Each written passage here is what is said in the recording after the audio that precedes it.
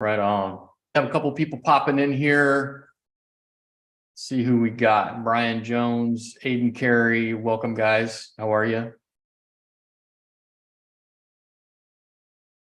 No comment. Engaging audience. They're all muted. Hey, what's up, Adam? How you doing? Good, man. How are you? Good. Hey, thanks for coming on here, man. I know the guys will really get a lot out of this. Really appreciate it. Yeah, of course. Always happy to help, man. Cool. So I don't know if we're actually live or not. I tried to go live. Can anyone confirm? Jeff, do you see it in there? I'm not seeing it.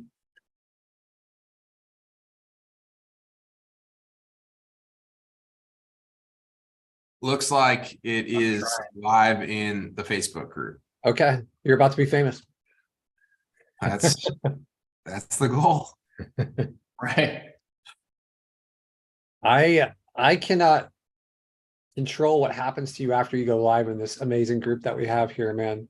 I'll Just so everybody knows, he's a married man with a kid on the way. So just like easy. Easy does it. Easy does it. Oh, that's too funny. Too funny.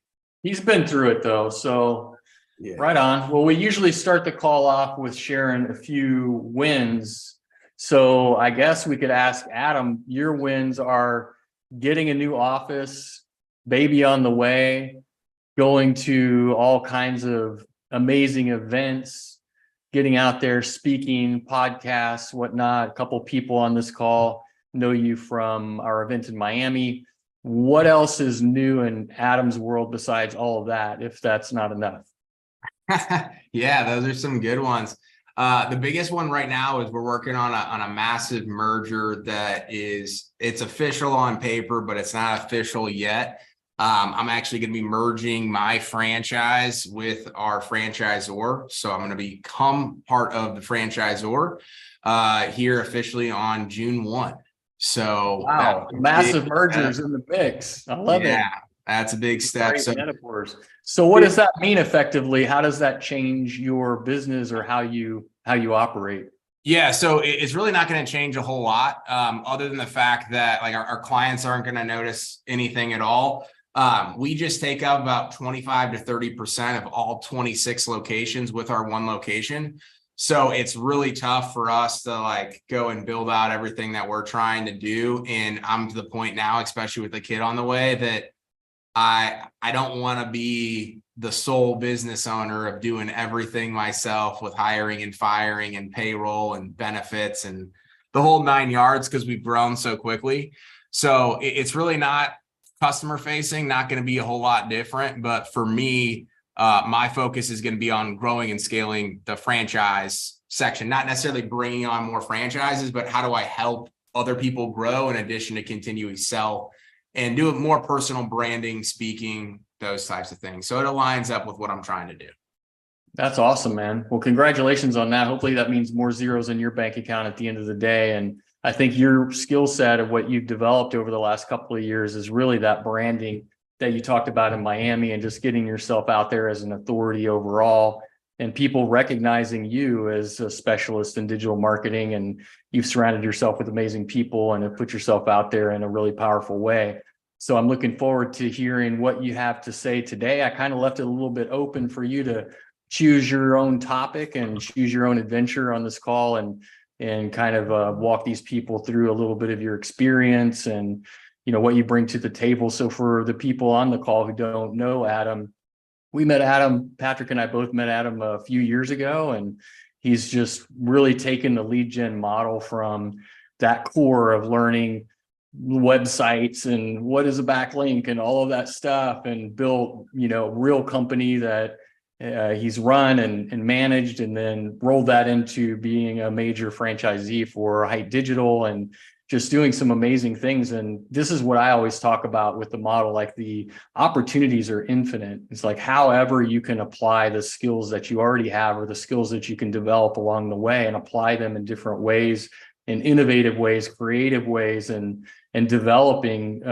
yourself along the way to apply it in whatever way that strikes your fancy. And Adam's an amazing example of somebody who's done that. I think I am too. Like, I've really taken my own track and path in lead gen and, taking the skills that I have and develop them into, working with Patrick and all the things that I'm doing. So I really have a lot of respect for Adam and just the things that he's done. I appreciate that, man. Yeah, I'm excited to be here. Thanks for the opportunity. I see a lot of familiar faces on here from both the event and then also people that I've been connected with online. And I'll share kind of a presentation with you guys here in a second. But what I really wanted to focus on today, because when I talk with agency owners, whether they're in lead gen or their traditional agency or a combination of both, the one thing that I think people struggle with the most is sales and prospecting. It's what do I do on a daily activity standpoint or a weekly activity standpoint, and how do I do that and duplicate the process and then also scale that process? So to give you guys an idea, now I have a sales girl that's been with me almost a year, so a year coming up next month. And so I'm almost out of the entire day-to-day within inside of my agency, except for I'm kind of the top of the funnel with all of my branding. So like a lead literally just came in 5 minutes before I hopped on this call. And I was literally just like, okay, hey, let me start a group chat with Demi, who's my director of client success. And then I allow her to take it from there. But it's been a process all the way up until that point. But if you guys are at any point looking to not just grow the sales and prospecting side of your business, but to remove yourself from the sales and prospecting side of your business, you need to make sure that all these things are duplicatable and systemized. So I'm going to kind of share that and kind of walk you through some of that stuff. So that way you can kind of see where I've been and where I've gone and where I'm continuing to go. So how does that sound? Fantastic. Yeah, that sounds awesome. Awesome. Perfect. Yeah, perfect. Perfect. And I'll share my screen here right now. And can everybody see my screen? Yes. Okay, perfect.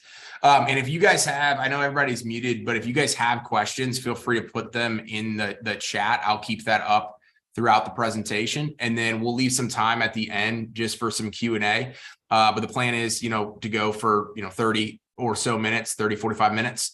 And then we'll leave some time available for questions, but feel free to put questions in the chat box throughout. So obviously, as I talked about, we're going to really dive into the sales and prospecting side of this business model. So I'm going to give you some background on me. That's where we'll start out. And then I'm going to talk about some prospecting. So we're going to talk about some different methods that I've either used, continue to use, or I have my sales girl. We're building out a sales team right now that I have her and we'll eventually have other people doing. I'm going to talk about a variety of different sales tactics and kind of walk through how I actually implement those and some real strategies around this stuff.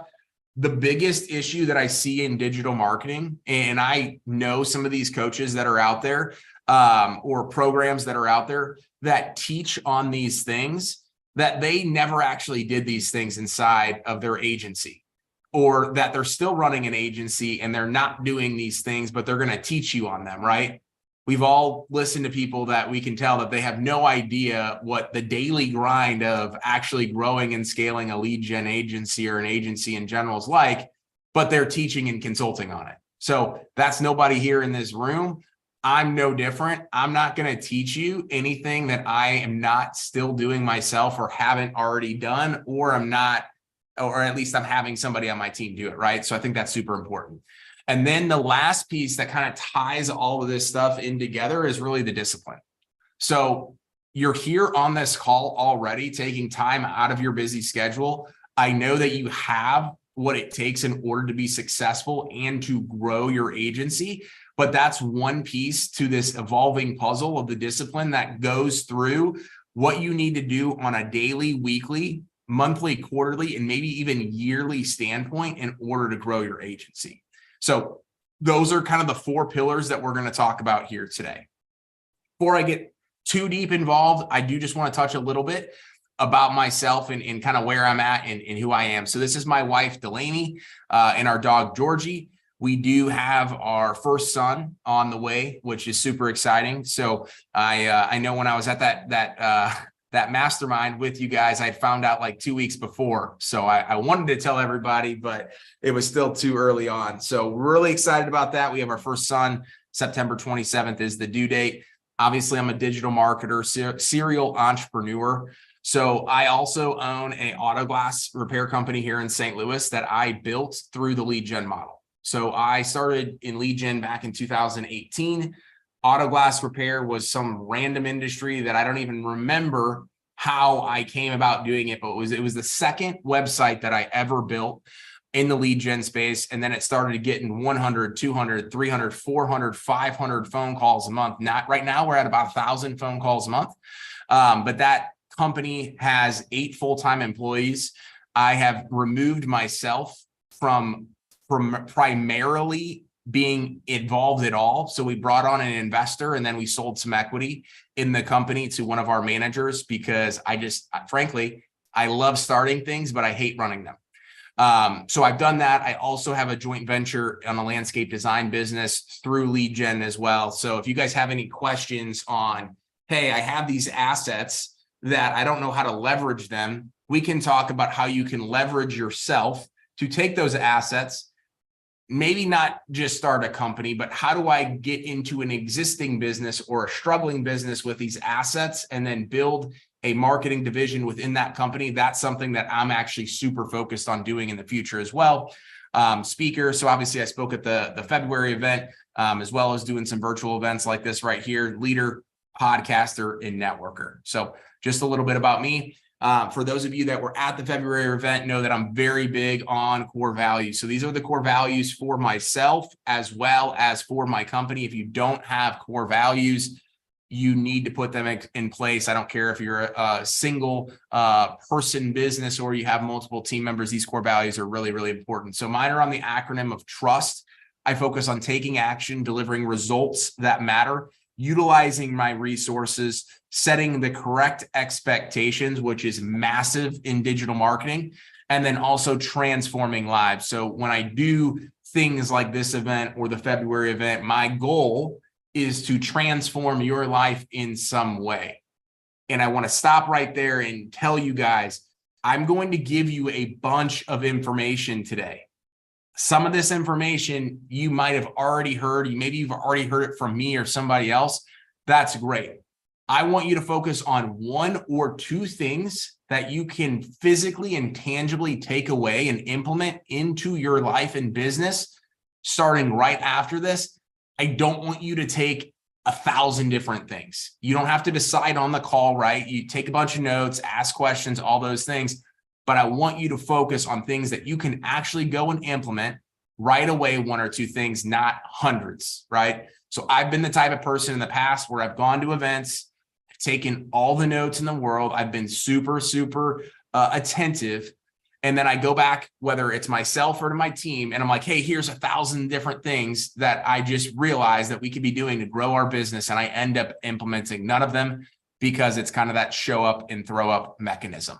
So if you guys haven't already realized, digital marketing and lead gen is a commodity. So there are literally so many different options for what we do, but the lead gen model itself is so fascinating with so many different pillars for you to be able to make money and build real businesses. And I am absolutely a testament of that. 80%, I truly believe this, and this is just a fact for me, so don't take it for what it's worth, but this is after talking to so many digital marketers in both lead gen and digital marketing agencies, is 80% of your lead gen agency problems can be solved with more sales. The 20% is processes and systems, fulfillment, all of those different things. Of course, there's plenty of opportunity. And sorry, Jeff, I'm letting some people in. It looks like there's people that were in the waiting room. But I'm not seeing that. So, so I can let people in. No worries. I just wanted to make sure people were getting in here. But back to this is the 20% is, all the different nuances of fulfillment, right? So processes and systems, all those different things. But so many people literally focus on the things that don't actually matter to drive your business forward. You can have the greatest freaking strategies in the world. You can have bulletproof processes and systems, all of which you absolutely need. But if you can't sell, it doesn't matter.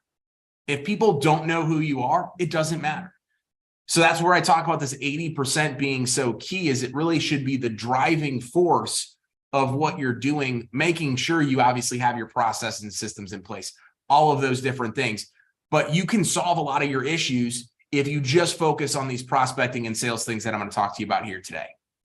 The best part about Rank and Rent in lead gen is that you literally have what they need. So don't get this twisted. Once I realized in my sales and prospecting really took off while I was doing this as a side hustle, and I'll kind of talk about my journey here in a second, but I was doing this as a side hustle, making like no money from it, doing literally nothing. Like I was just building websites. I was worried about all the things that could possibly go wrong. And I literally just worried about that instead of actually making phone calls and building assets and making sales, right? But in this model, you literally have what they need. You can provide things that no other agency out there can provide them. You can literally give them results in advance. You can be super creative because you own these assets, right? And even if you're doing website building and typical SEO for these, like there's so many ways that you have what they need, and you need to have the confidence and you need to stick true to that and play your cards right. I'll tell you a quick story. So the first ever lead gen site that I sold, that I started to rent out, it was actually my auto glass company one. And I was getting 200 or 300 calls a month by the time I finally got somebody on board, because I was so scared. I was calling people and nobody was taking me seriously. This guy's like, hey, if you're really serious about it, I was going in thinking I'm going to charge this guy $1,500 a month. Like 200 to 300 calls. I know what he's paying from a cost per click standpoint. I'm good at sales, right? I've been doing this in medical device, right? Guys like, hey, I don't need your calls, but I'll do it for $300. What do you think I said? Because I was making no money. I said yes. It was the dumbest thing I've ever done, but it was better than nothing, right? So it got my confidence up, but I never really built off of that up until a year and a half later. So you have to have the confidence and you have to stand strong and know that like you are in control, especially if you own these assets and nobody can tell you anything differently.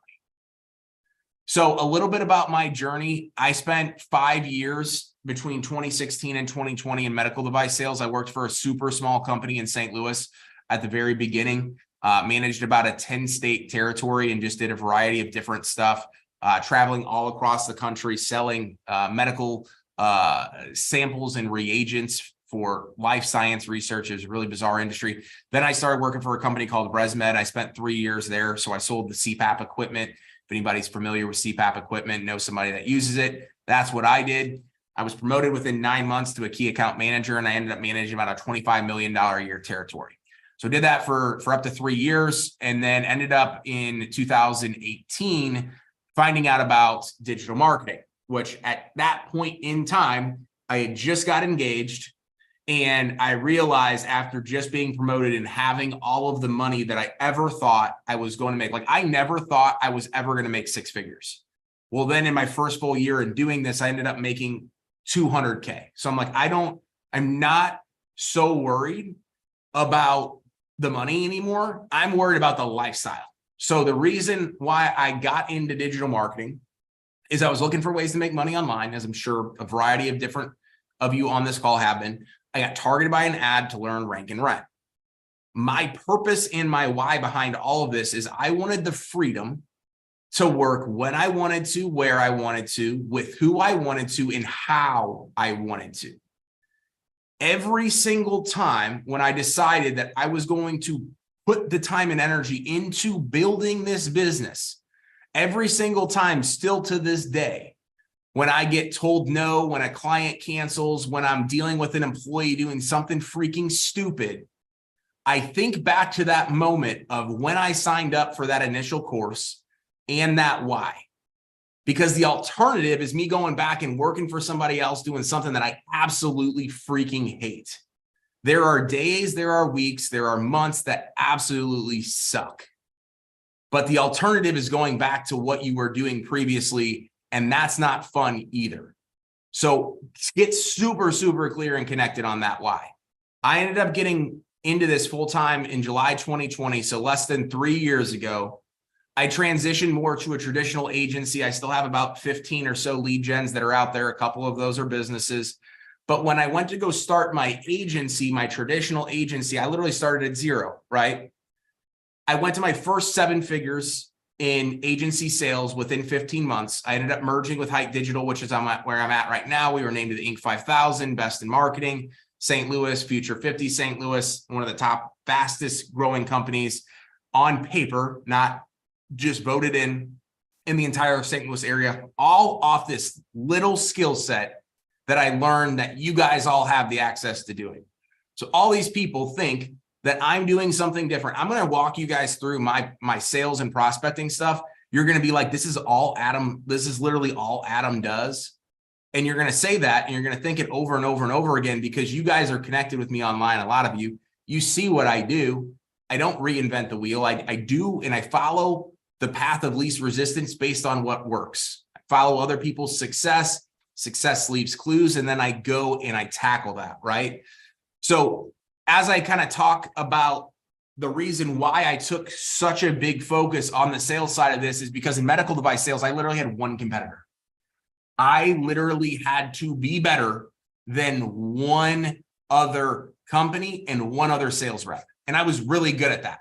I knew all of our competitive advantages. I knew their biggest weaknesses. I knew like literally everything inside and out on how to sell it. Then I go into digital marketing, where there's hundreds of thousands of options. There's in-house marketing companies. There's companies that do things like lead gen, like Thumbtack, Home Advisor, all those crazy companies. There's agencies just like me. There's freelancers, like the list goes on, right? So I had to figure out, how was I going to differentiate myself, and how was I going to be an effective salesperson and grow this business? So we're going to talk about some prospecting methods. And again, as I'm going through this stuff, you can either ask questions at the end. You can, more importantly, put questions in the chat. If you don't want to forget them, just let me know and I'll stop and talk about them. So some of my prospecting methods, and I won't go into like the nitty gritty, because I did a lot of this stuff at the February mastermind around my personal branding, but the personal branding side and the educational content side of this is so effective, right?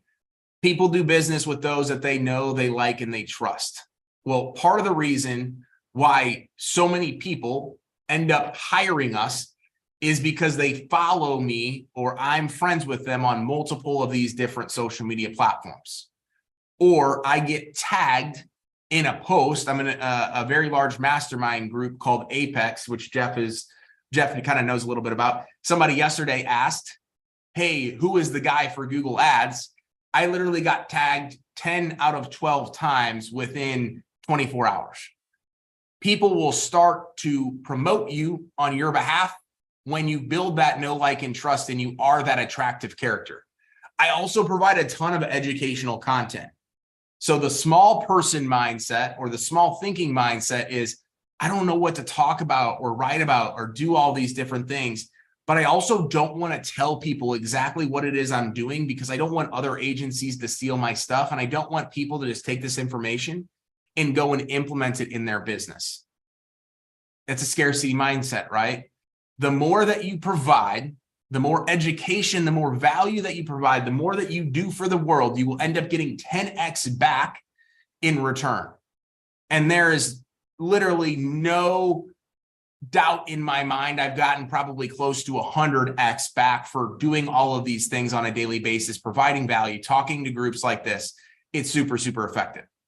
I also will hammer home incorrectly targeted Facebook ads. So even to this day, I will literally still spend time on Facebook and find that I'm incorrectly targeted by a roofing company, that this roofing company is in New York and I'm here in St. Louis. And the reason why I know that is because I know most of the roofing companies here, but if not, I will literally go click on that page to make sure they're not a local company. What I will do is I will send a canned message with a shortcut. None of this is automated other than the shortcut. That's a free thing on Facebook or on text. And I will literally say, hey, I saw your ad. Where are you located? They'll be like, oh, great. Awesome. We're in New York. I will send another canned message back. I type in literally the number 18 and it sends, okay, I'm in St. Louis, Missouri. I think your ad is off. Then they get all flustered. They're like, oh my gosh, I'm so sorry. Facebook sucks, whatever. Then I will send another canned message that says, no problem. Let me know if you need any help fixing the ad, because I also know Facebook ads. It's not rocket science as far as the targeting goes.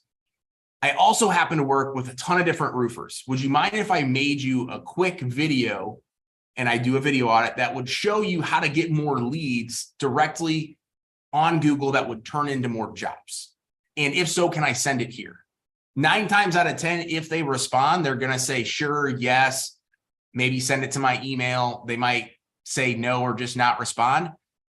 But you want to follow the money, which is where I also talk about Google ads already running. You want to follow the money. So if somebody is boosting posts on Facebook, if somebody's already spending money on Google ads, you know that you don't have to sell them on the idea of marketing and advertising.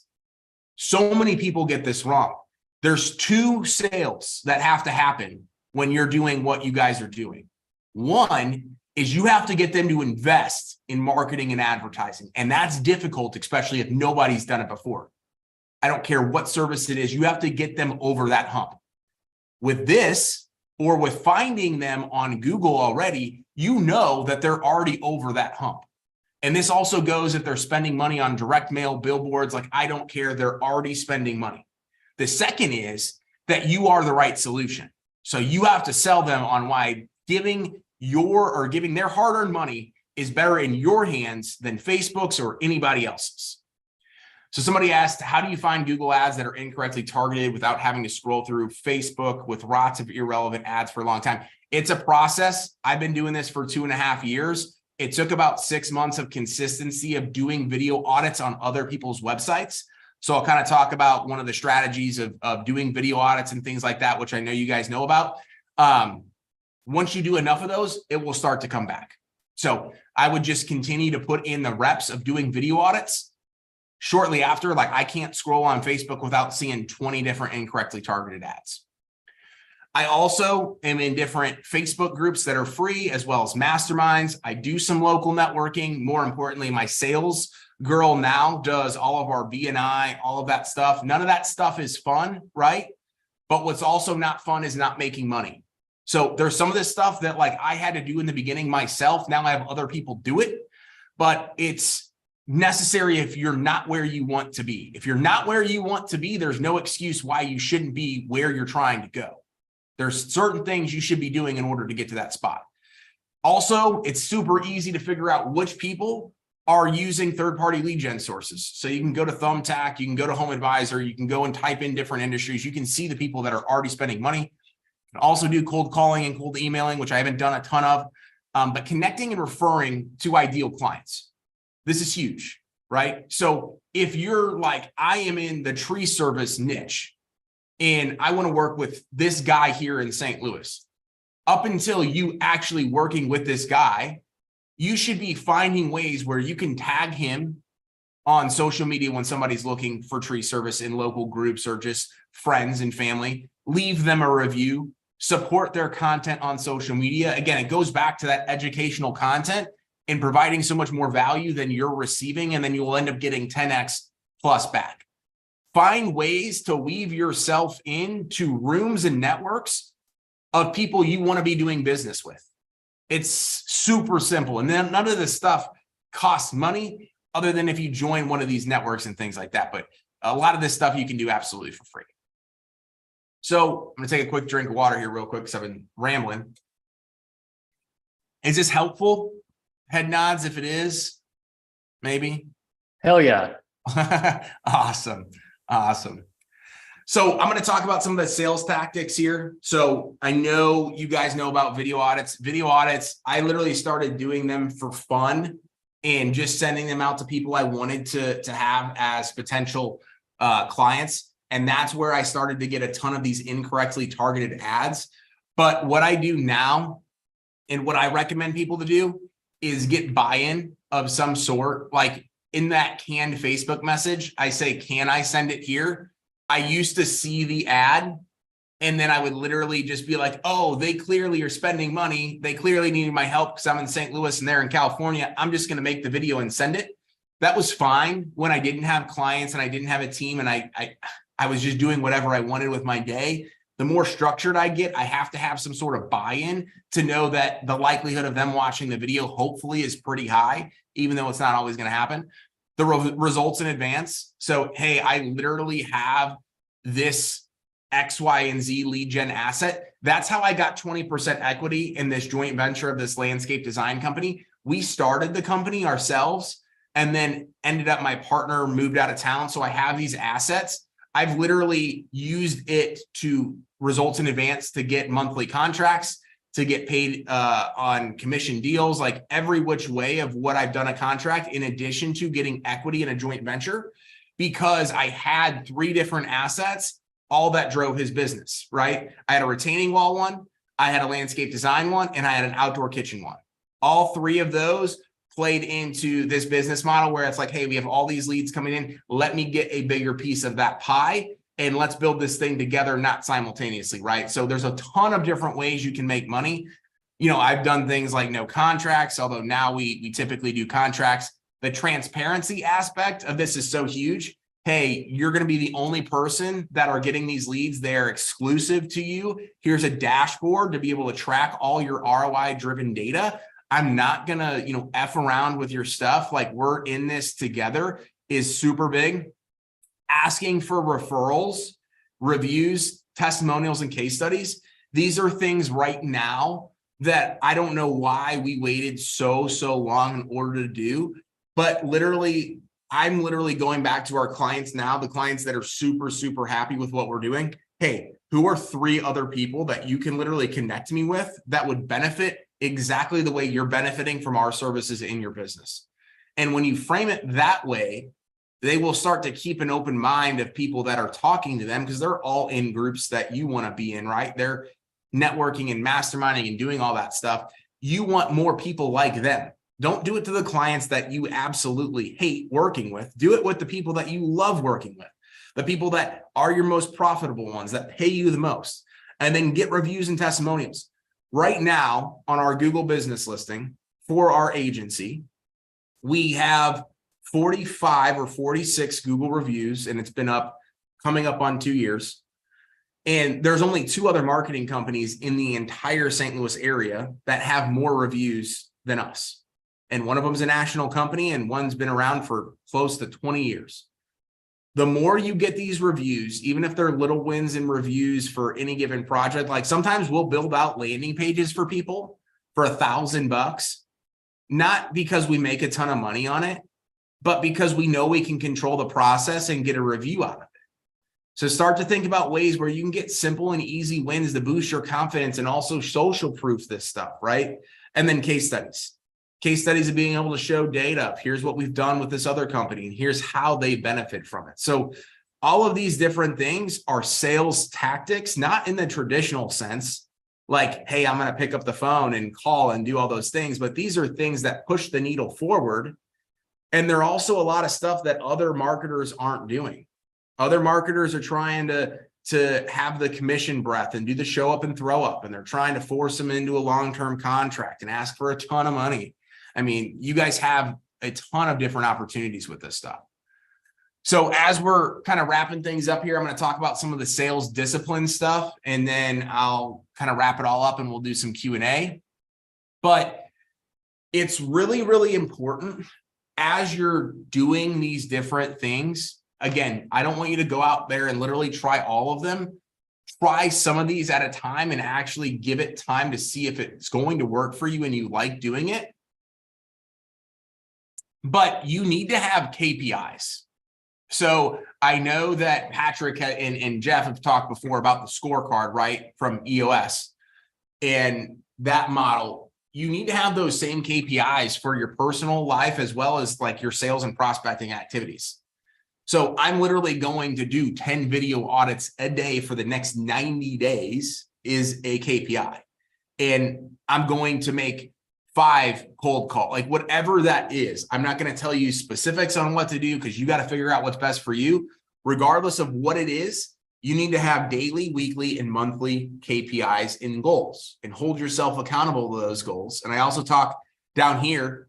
I know I've been a part of an accountability group and a program, right? When LeadSnap first launched, I did that with Patrick and Jeff and a bunch of other people. But find accountability programs, find accountability partners to hold you to these things. If there's one thing I know about myself and about humans is sometimes we struggle to be held accountable. You have this amazing group. You have all of these different resources, like find ways to do that. Follow-up is key. A lot of times they say the sale won't happen until at least the 7th time. I'm confident that I don't wait 7 times to actually close deals. I'm much better than that now. But I know that to be true in a lot of different instances. It used to be very, very true before I really, really got a lot of momentum and built the brand alongside of it. Follow-up is really, really key as you're building the brand, as you're building the authority and all these different things. And it's what's going to separate you from somebody that is not following up. One of the things that I do after every single proposal call, discovery call, video audit, Zoom meeting, I don't care what it is, you're meeting with somebody at a coffee shop, I will literally take out my phone and I will make a quick video, 60 seconds or less, just thanking somebody for their time. Every interaction I do. So after I went to the event and spoke at the event, I sent Jeff and Patrick a video just thanking them for having me, grateful for the opportunity, all those different things. Those types of things might not lead to an immediate sale, but people remember that stuff. It's not the fun stuff, right? But it's the things that will push the needle forward and also have you be remembered. You don't always need the sale. You need to be remembered. People need to know who you are. So then that way, when they're interested in actually moving forward, you are the top of mind person. I'm not the best digital marketer. Like, we're good at what we do. Don't get me wrong. Always could be better. I think we're pretty good, right? Part of the reason why people do business with us is because they remember who I am. They can't go on any of the social media platforms without seeing my name somewhere. You have to believe in what you have. Kind of goes back to you have what they need and you need to flex that muscle. Practice with all of this stuff makes perfect. If you want to get yourself out of doing these sales and prospecting activities, they need to be repeatable processes. One of the biggest lessons I learned in bringing on the sales girl, Demi, about a year ago, is that all of this stuff was in my head, right? So I knew how to make video audits. I knew how to call, like I knew how to do everything. When I brought her on, I was literally like, hey, follow me around, get on Zooms, watch what I do. And she's like, Adam, I have no idea. She's like, she literally gave me feedback. She's like, you're really bad at using our CRM, which you told me I have to use. She's like, I don't even know where you go to find these things on SEMrush and SEO Quake and these video audit platforms. She's like, I don't know how to use LeadSnap. You use LeadSnap in 90 seconds and I don't even know how to.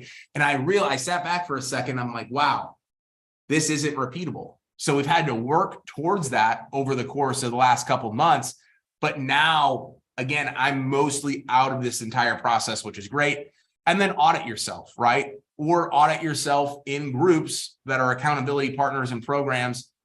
Hey, you mind if I send you over this Zoom call and I'll send you a Zoom call, over and we'll exchange feedback and give each other feedback based on, all those different things. There's so much that can be done here, right? So none of this is rocket science. If I can do it, I'm telling you, you can do it. And I'm talking about the entire end-to-end spectrum. You can do all of this stuff quicker, faster, stronger than I did. You can be more effective in business. You can be a better digital marketer. You can be a better salesperson, but like it literally comes down to you and actually taking action on all this stuff. So I'll open it up for some Q&A here in a second, but this is my contact information. Feel free to connect with me on social, all the different websites. My personal website's the best website to go to. I also have a podcast called Entrepreneur that Patrick will actually be on here in a couple weeks. But I hope that was super helpful.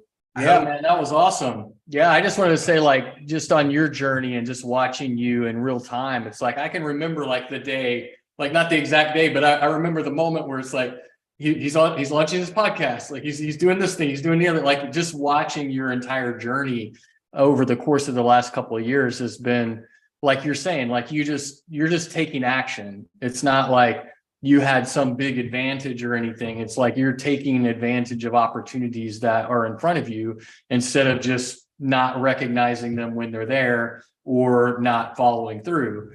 And like you sending the video, like I'm big on sending videos too. I don't do it all the time, but I do it a lot of times. It's like that. Like I know for me, it's all about integrity. And I was at an event a couple months ago and somebody asked me what integrity was, and I gave them some bullshit answer. And they were like, no, it's basically like you do what you say you're going to do and you don't do what you say you're not going to do. And, you know, from somebody like Adam, like he shows up day in and day out and he's posting and he's doing his thing and he's in his groove. And it's clear that he's not only intentional about what he's doing, but he's clear about where he's going. He's clear about what he offers. He's clear about all these things. That kind of clarity for me it just screams integrity.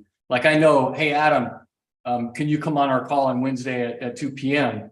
Like there's no question in my mind, like Adam's going to show up. He's going to be there, right? Like it's not going to be some excuse or, oh, I got the mix up on the, like, no, he's doing it. So it's that level of integrity that I think when you show up over and over and over, like somebody like Adam does, it just, like he says, then when somebody needs you, they're like, I know I can count on this guy. I know he's going to show up. So I'm going to call him first. That's it. So those are my thoughts. I appreciate that. And rightfully so. Like none of this stuff happens over time. Right. And I think as we were kind of talking about the process of everything back at the February mastermind is I've been doing this stuff since August of 2020. So people, yeah, but shit, man, that is overnight. I mean, it's like, it doesn't happen overnight, but it's like, that's kind of the point is it's practically overnight. Like I've seen you take these actions recently where it's like, you're just doing it so consistently. It didn't take some ridiculous amount of time to convey what you were trying to convey or establish the authority or credibility that you've established. It's just you took that action in a very clear, concise, intentional way, and boom, the results showed up. Yeah, no, literally 100%, 100%. Yeah, so we can open it up for Q&A. I think I got a couple questions in here. Can you make an automated prospecting and sales system into repeatable process? Yeah, absolutely. So anything that you can literally automate can turn into a repeatable process. There's probably more context to that question that I'm more than happy to dive into. And then what are good sources for content to talk about? And also what were the times? So I do 7 a.m. and 5 p.m. During Monday through Friday, and then it varies on the weekend. Good sources for content are literally asking questions to your clients and prospects on what they want to hear about digital marketing. But then I split the rest. Most of the other stuff is about entrepreneurship and things that I learned through self-development. I think Janeri has a question. She's a hand raiser. Yes, I'm trying to follow the order here. Right. Hey, Adam, how are you? I'm good. How are you? Good, good. So I have two questions. So the first question is going to be about the personal branding. I took notes because I would forget. So I did what you said. So when it comes to the personal branding, I've been trying to do personal branding, forever. And I just never pulled the trigger. And the reason that I've had a challenge with it is because, one, I'm a serial entrepreneur. So I don't want to I want to brand me in different things. So it's like, so do I focus on just my agency? I know a lot or enough to understand that when you're doing content marketing on social media and personal brand, it's not only about your business, you're showing your personal life, you're showing some of your passions, but the main focus, I would assume, is obviously for lead generation to grow your agency. So how do I do that? Should I do that now and then venture off into the other areas that I want to get into? Or like, you know what I mean? Like, what do you think? Yeah, so I keep it super simple. I start with, hey, I'm an entrepreneur, right? So if you actually go back, because somebody literally signed up with us the other day, and he's like, Adam, I need to get back to posting more about digital marketing, but I haven't posted about digital marketing in a very, very long time. And the sales haven't dropped off. And in fact, they've increased. But the joke that he made is you came off as one of the least pressure digital marketers that I saw on social media, because the reason he connected with me so well in my content was because I talked about some crap about how we hired a new employee, and then the next week it was like training a new employee is so hard. And he's like, we literally just went through that same thing.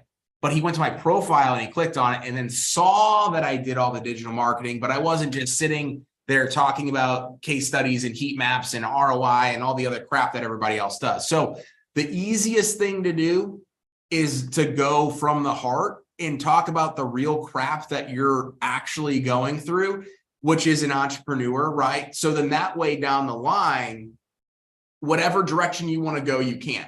That's for the written content, which is what's going to consume a lot of this stuff. Now, when it comes to video content, which I do on YouTube, and then I do on obviously all the different reels, I'm pretty strategic about 50% digital marketing, 50% of entrepreneurship, because with reels, we know that they can get out to literally anybody if something catches on. And so that it's worth the bet going there. But when you kind of know the market you're going to be condensed in, it makes more sense to kind of keep it a little bit more close to home, I guess, of, hey, this is what I'm doing. This is what I'm going through. And people resonate it. I feel sometimes when I talk about the digital marketing stuff, I'm not super, super passionate about digital marketing. Yeah. And they can kind of see that, oh, hey, I just threw up a digital marketing post to let everybody know that I did digital marketing. Okay. I love that. That, like, you answered, like, now I know exactly. So just be an entrepreneur and share, storytell, and just be passionate. And then, okay, I think I got it. Perfect. Okay. Do you have a certain process in place, Adam, to put your videos out there? Like, do you have a shot list that you do every month, and then you have all the content? Like, how does that work for you? Yeah, so I recorded some videos yesterday. I normally do once every 2 to 3 weeks, depending upon how much time I have allotted. So I'll make like 5 or 6 YouTube videos, and then I'll send them over to my video editor, and then they will bring it all together, produce the YouTube videos, and then give me some reels, and then I'll manually post the reels. I do YouTube video launches Tuesday, Friday, every single week. And then I will do reel launches Mondays and Wednesdays with podcasts. Do you do Facebook? I haven't seen you on Facebook Reels. Do you do Facebook Reels also? Yeah, I do. I guess it must not be showing up very well. Well, I'm looking at your profile right now, and I don't see the Reels section. So I'm not sure if it's on a different page. Like, oh yeah, I think it's on I think it's on the right one. I think for some reason you have a lot of followers and all of that, so I think it's the right one, but I don't see the section. I was going to say, Janeri, we've done really well with LeadSnap on the Facebook Reels in particular. Like, we'll get 10 to 15 times the views that we'll get on Instagram. So I know I see you on Instagram. I don't know if you're using Facebook Reels, but they get a lot more exposure, I guess. No, the Reels is amazing. I just haven't like put down like, okay, I get you. Yeah, but the Reels, I know I did like a fun TikTok one with Jalante's mom, and we got like 180,000 views on Facebook, and it got recommended, and we got all these followers and stuff like that. So the Reels I know work really, really well. I just haven't really been committed to it, and I kind of want to start doing the personal branding. I didn't want to just do it inconsistently, and I didn't want to have a strategy behind it. So that's why I just kind of was like, I'm not doing this until I get to it consistently. Right on. And then real quick, I just had the second question, Adam. This is about the lead gen. You mentioned earlier how you took some of those lead gens and then just started your own business. This is something that Jalante and I want to do in the near future. We have like 50 lead gens, and they're niches that we don't want to go really into like that, but we want to still monetize it.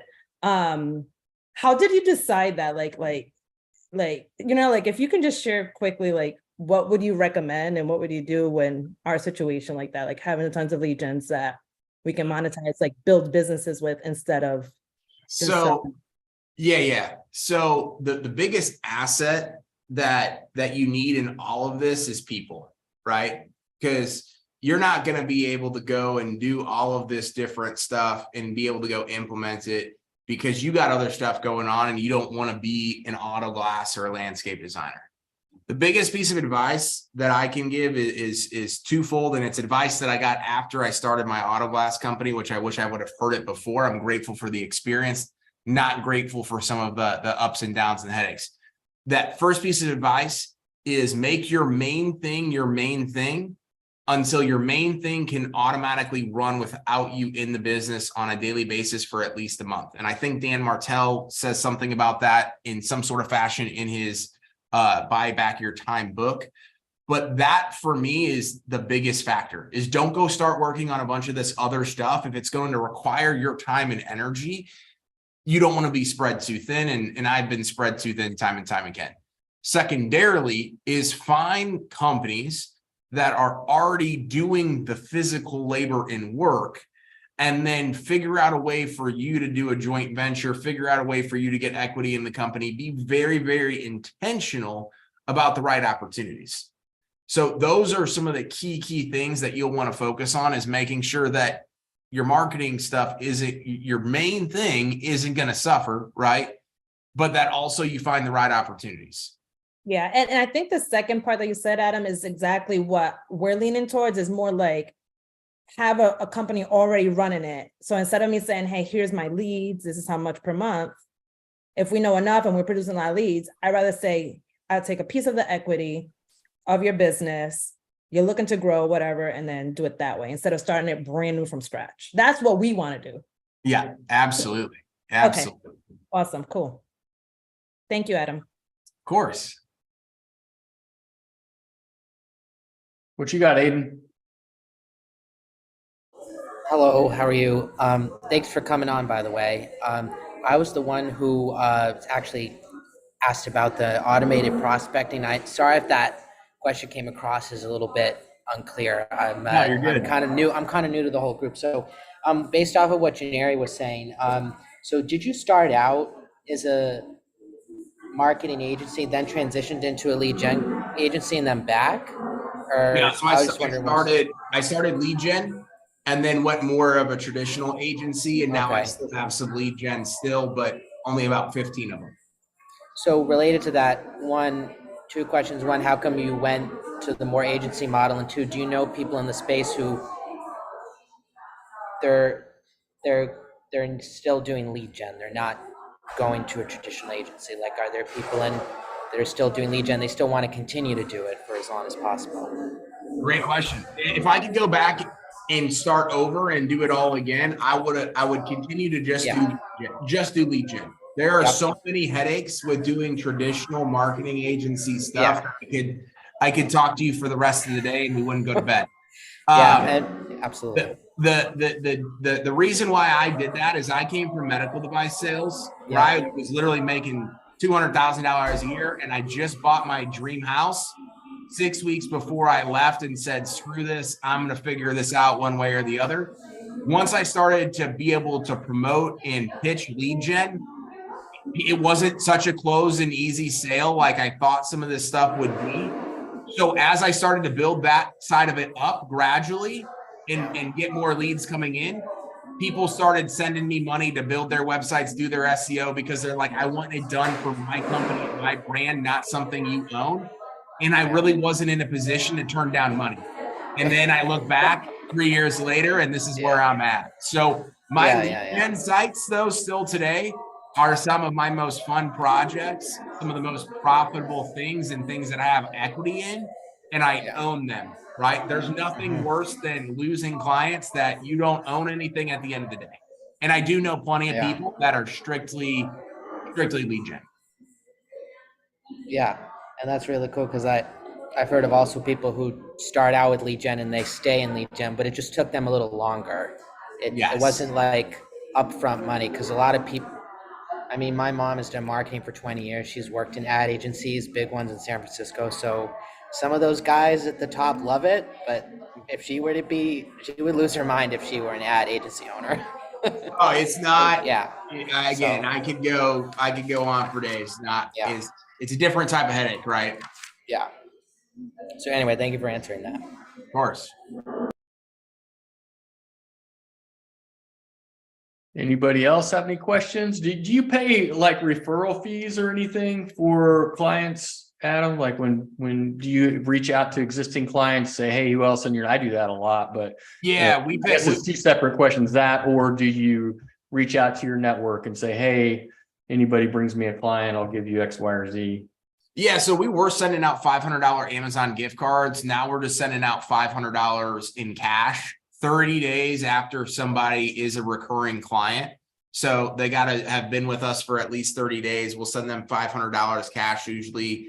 And that could be an existing client or somebody. Anybody, yeah. So yeah, literally anybody off the street. So I get a lot, like I get, there's a coaching group that's out there that'll send us a new client every 2 weeks. And I'm like, hey man, keep sending them our way and I'll keep sending you $500, right? Nice.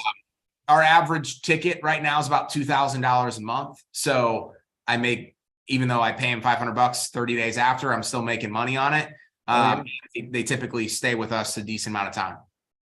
Right on. Yeah, there's somebody on this call who offered a really interesting referral fee deal. I won't call him out, but if he wants to speak up and talk about that, it'd be cool. But yeah, just unique ways to get out there and offer some incentive to your network, because anytime somebody raises their hand and says, wow, I know this kind of contractor, like, yeah, let me just pitch them a text or whatever. So it can definitely increase your business pretty quickly. Well, and then, Jeff, are you talking about me? Hell yeah, I'm talking about you. I just see the lifetime value as being so high with clients. I mean, I think I like calculate my lifetime value, and it's like 15, 18,000, and every single month it just keeps going up, right? Yeah. The clients don't really leave. So, you know, I was like, I'll pay for your plane ticket to go to Japan, and then maybe I'll go with you, you know, but Dude. yeah. So It's only worth it if you go with me. Yeah, that's awesome. And you pay for the sushi too. That's all good. I thought that was super clever, man. Glad to see you out there. Yeah. Gotta get creative. Do what it takes. Right on. Who's next? Vadim? Good. There you go. Adam, how are you, man? Good. How are you? Good. Nice seeing you again, virtually though. Wow. Listen, question for you. I want to touch on that model you mentioned, consulting for agents, right? So let's say company, as an example, landscaping, they're doing $1 million a year revenue, okay? And now you're generating X amount of leads per month. So you basically can approach to them saying, listen, I guarantee you that I can double your revenue with my leads. It's going to be $2 million, right? So how would you just basically ask for equity? Would it be based on the 2 mil revenue or the million that you bring in to the company? So that's more of like a business negotiation and like legal, like whole gamut of like writing up that contract. I don't make it that complicated, just to be quite honest with you. So I've only done 2 of these deals. And it's more so on, hey, here's what I'm bringing to the table. Here's how many leads I'm bringing to the table.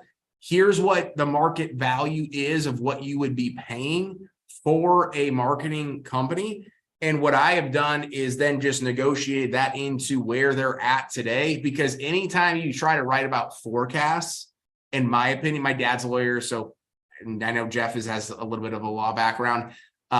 Once you start to try to talk about projections and then you try to work backwards from there, there's a lot of like gray area. And I just want to keep it super simple. I have these assets. you need X. Here's what the value of that is based on where your company is at today. And we kept it super simple and easy. So there's probably smarter, more efficient ways to go about doing that. And maybe I did it the wrong way. I have no idea. I just know the way that I did it. Okay, so let's say that these are the leads. They bring, on average, they cost, let's say, 10,000 a month, so 10,000 a month, so it's 120 a year. So 10% of what, of 120? I'm just trying to understand how would that work. I mean, how do you take an equity of the existing company by bringing only bringing a value of 120K a year? Do you understand what I'm saying? Yeah, in theory, yeah. So the landscape design deal that I have, it's 20%, right? So they were doing, I can't remember the exact numbers of where it was at when it first started, because this is going on close to 3 years. We got 20% equity based on the market value that he was going to be paying a full-time marketing person, as well as ad spend and all of those other things calculated into that separately.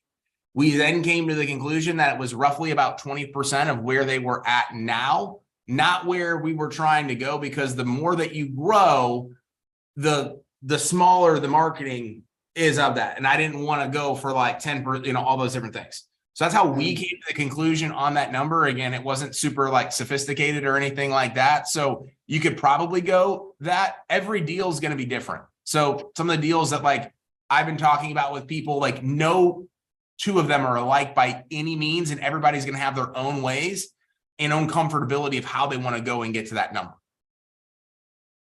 Got it, Adam. Thanks. Appreciate your feedback. I mean, And I the would reason just I'm say- asking you, I just got approached by big guys out there. They're saying, send me all type of lead. I gave them the price, they took it. And now I'm questioning, man, maybe I should have done the equity deal with them, because those guys came as a referral, plenty of money. They trusted, they already have, they were 50% sold. I sold them with no issues whatsoever. And I was like, did I screw up by just telling them SEO plus lead gens? We should have asked for something else. But it is what it is. I hear you. I have to, sorry, I have a 3 o'clock. I got a couple minutes late for, so Thanks, appreciate it. I have to head off if that works, Jeff. Yeah, for sure, man. Thank you so much for showing up and sharing your magic. We appreciate you, and we look forward to seeing you on the next one. And all of you guys too. If you didn't make it for the beginning, there will be the replay in the Facebook group, and we will see you guys soon. Awesome. See you guys. Thanks again, Adam. Appreciate it.